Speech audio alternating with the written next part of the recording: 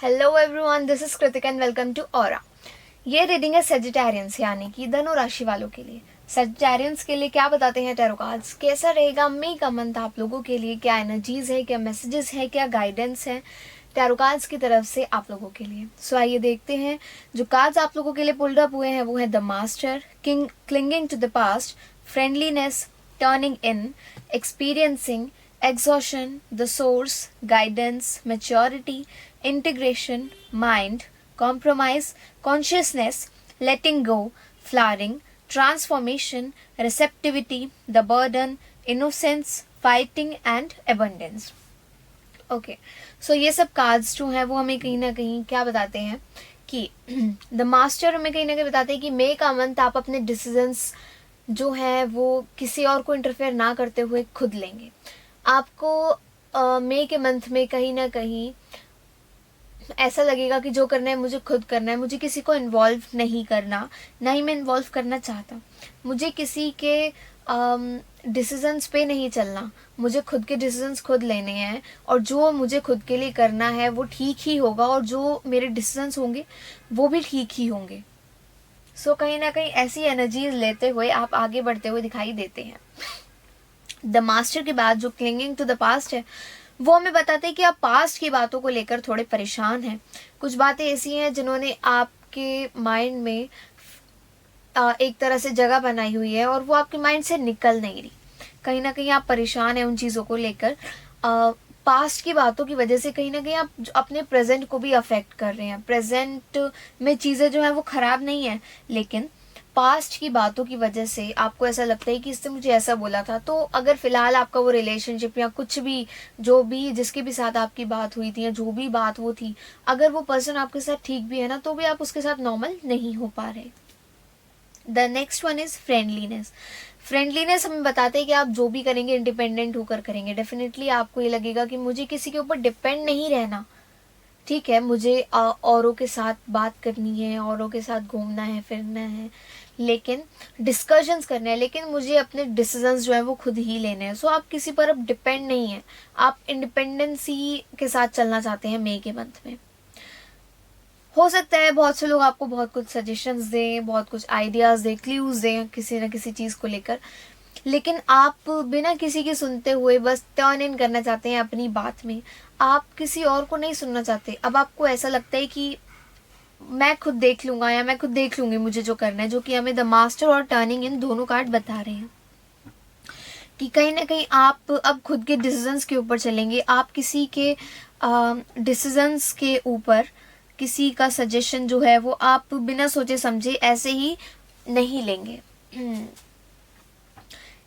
Experiencing जो है वो हमें बताते हैं कि हो सकता है बहुत से लोग अपनी लव लाइफ के साथ कॉम्प्रोमाइज़ कर रहे हो। काफ़ी टाइम से आप लोग परेशान हो अपनी लव लाइफ को लेकर। ये कोई ऐसा रिलेशनशिप भी हो सकता है जो आपके लिए टॉक्सिक रहा हो, जहां आपको कॉम्प्रोमाइज़ करना पड़ रहा हो काफ़ी टाइम से, और अब आप एग्जॉस्ट हो चुके हो। अब आपको ऐसा लगता है कि मैं यहाँ से निकलना भी नहीं चाहती या चाहता, और मुझे यहाँ रहना भी नहीं है, बिकॉज आपको अटैचमेंट है, इसलिए आप उस जगह से नहीं निकल पा रहे हैं।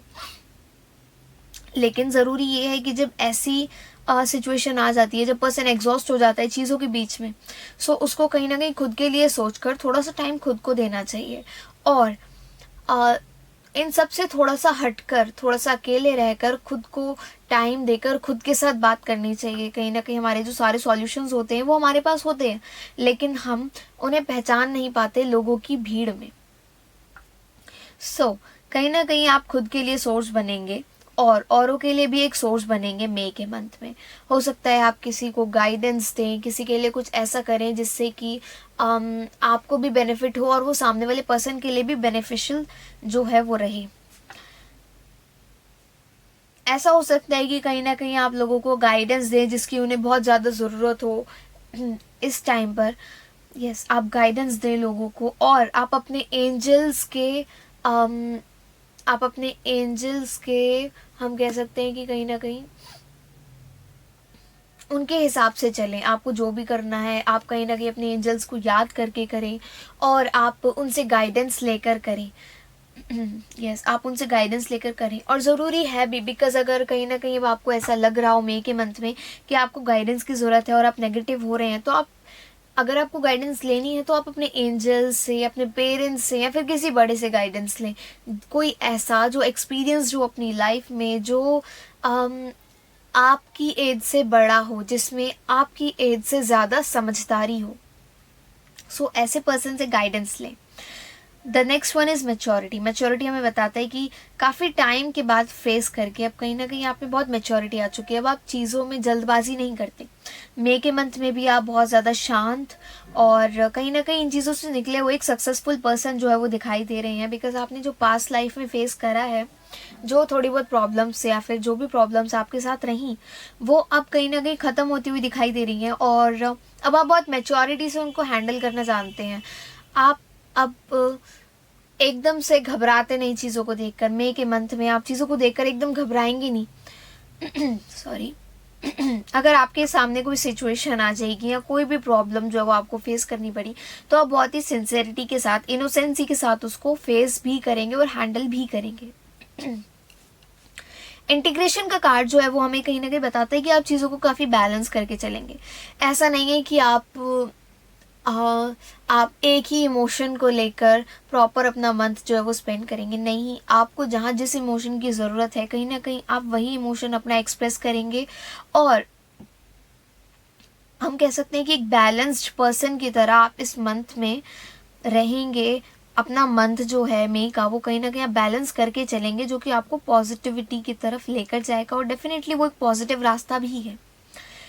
लेकिन लाइफ में जिस भी चीज़ को लेके आप कॉम्प्रोमाइज़ कर रहे हो, ये कोई रिलेशनशिप है, कोई जॉब है, या कुछ भी है, किसी भी चीज़ को लेकर आप कॉम्प्रोमाइज़ कर रहे हो, तो उसको लेकर आप ओवर थिंकिंग मत करो, बिकॉज आप ओवर थिंकिंग करते हुए दिखाई दे रहे हो। माइंड का जो कार्ड है वो कहीं ना कहीं बताता है कि आपके माइंड में लॉक लग चुके हैं, आप कुछ भी बोल देते हो। मतलब कहीं ना कहीं मई के मंथ में आप नेगेटिव चीज़ों से घिरे हुए दिखाई देते हैं, थोड़े से ओवर थिंकिंग की वजह से, और आप एकदम से गुस्सा हो जाते हैं। मतलब एकदम से एंगर इशू और इमोशनल डिस्टर्बेंस मतलब काफ़ी दिखाई दे रहा है। तो ज़रूरी ये है कि आपको अगर ऐसा लग रहा है कि इसमें कॉम्प्रोमाइज़ हो रहा है, रिलेशनशिप में या किसी भी चीज़ में, लाइफ में किसी भी चीज़ में कॉम्प्रोमाइज़ हो रहा है, तो फ़िलहाल की सिचुएशन में थोड़ा शांत रहें। एकदम से कुछ ऐसा ना करें जिसकी वजह से आपको ही हार्म हो। कॉन्शियसनेस का कार्ड बताता है कि कहीं ना कहीं आपकी इंटेंशन बिल्कुल भी गलत नहीं है, आप में बिल्कुल क्लैरिटी है, और हम कह सकते हैं कि प्योरिटी है आपके मन में। लेकिन जो हम कह सकते हैं, कॉन्शियसनेस का कार्ड हमें बता रहा है कि फ़िलहाल टाइम ही कुछ ऐसा नहीं है कि चीज़ें जो है वो आपके हिसाब से चलें। तो ज़रूरी ये है, जैसा टाइम आपको चला रहा है आप वैसा चलें, चीज़ों को लेट गो कर देंगे आप। ठीक है, कोई बात नहीं, हो गया, जाने दो, चीज़ों को लेट गो कर देंगे। हो सकता है अगर आप किसी टॉक्सिक रिलेशनशिप की वजह से परेशान हैं, तो कहीं ना कहीं आप उस रिलेशनशिप में वापस अपनी जगह आने का सोचेंगे। आपको ऐसा लगेगा कि मुझे वापस अपनी जगह आ जाना चाहिए, बिकॉज इस रिलेशनशिप में रह के भी मैं परेशान ही हूँ। The next one is flowering. Flowering हमें बताता है कि आप में एक चेंज आएगा, जो कि आपको ये बताएगा कि मुझे एफर्ट्स उसके लिए करने हैं जो मेरे लिए एफर्ट्स करें। The same one is transformation is saying here, हाँ, कि आप अब खुद के लिए भी कुछ करना चाहते हो। अब आपको ऐसा लगता है कि मैं सिर्फ औरों के लिए क्यों सोचूं, मुझे अगर थोड़ी दिक्कत हो भी रही है तो इसका मतलब ये नहीं है कि मैं अपने आप को हर्ट करूं किसी चीज़ के लिए। थोड़े टाइम के लिए हो सकता है दिक्कत हो, लेकिन उसके बाद डेफिनेटली ठीक हो जाओगे। तो इफ़ कोई टॉक्सिक रिलेशनशिप में या कोई बात आपको ऐसी जो है वो परेशान करे, तो उसको लेट गो करो। जितने एफर्ट्स आपके पार्टनर जो है वो रिलेशनशिप में कर रहे हैं, आप भी उतने ही करो, ना उससे कम ना उससे ज़्यादा। कहीं ना कहीं इस चीज़ में ईगो हर्ट होती है पर्सन की, जब उसको उतने ही एफर्ट्स नहीं मिलते, या फिर हम कह सकते हैं कि रिलेशनशिप जो है वो ख़राब होता है जब हम बहुत ज़्यादा एक्सपेक्ट करते हैं लेकिन वैसा नहीं हो पाता।